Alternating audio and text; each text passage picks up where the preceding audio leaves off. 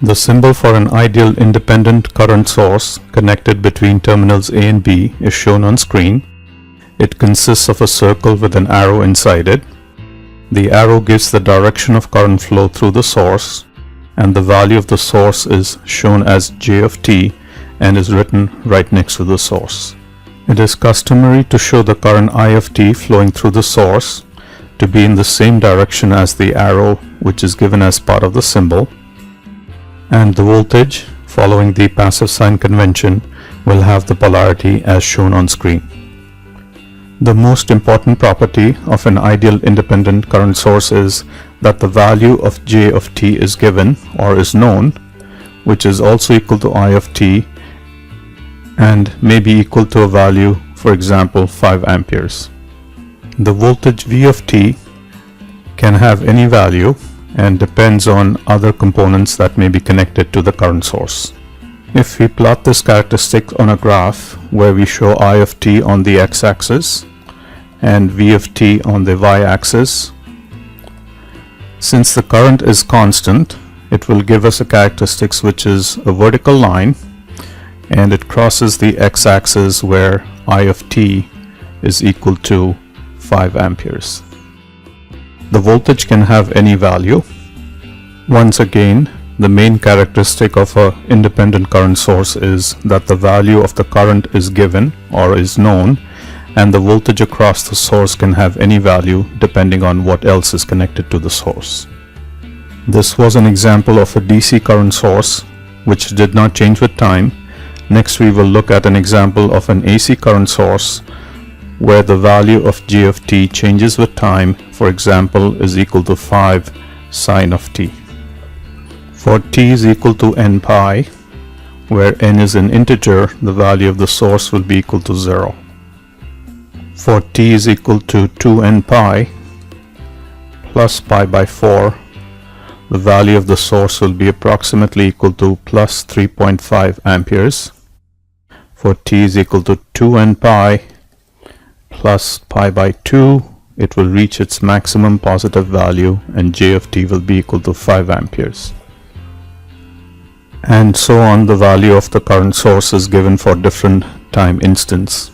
If we were to plot this characteristics on a graph, the value of the source is changing with time, and at t is equal to 0 or n pi, the value is coinciding with the y-axis or the vertical axis.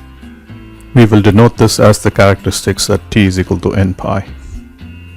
At t is equal to 2n pi plus pi by 4, it has a positive 3.5 amperes, again a vertical line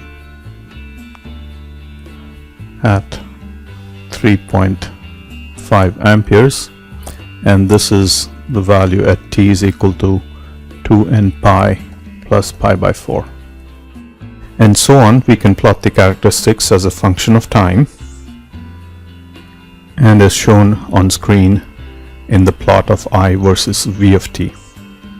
Once again, the key characteristic of an ideal independent current source is that the value of the current is specified or is known, and the value of the voltage across it can have any value depending on what else is connected to the current source.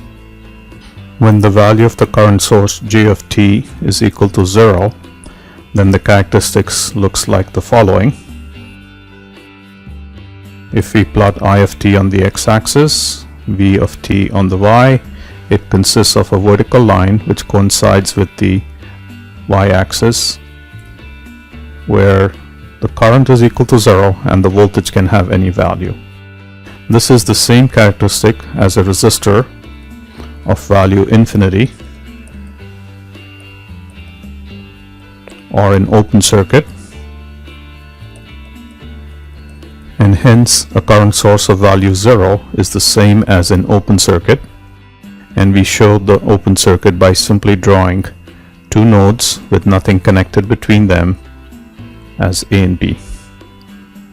The voltage V of t of the current source and the current I of t follow the passive sign convention, hence the power absorbed by the source will be given by the product of voltage and current, V of t multiplied by I of t.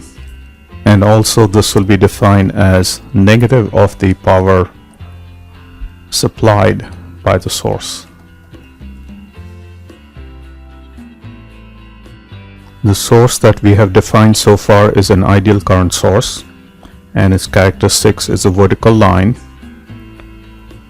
where we have I of t on the x-axis, voltage on the y-axis, and the source has a vertical line. For example, for a constant DC current source, the value may be 5 amperes. This ideal source is absorbing power in the first quadrant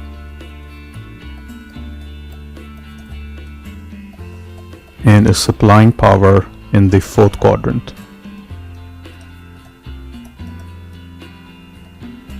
A real voltage source will have a slightly different characteristics such that when it is absorbing power, the voltage across it increases and the current increases at the same time, whereas when it is supplying power, the current decreases as the voltage across it is increasing in magnitude.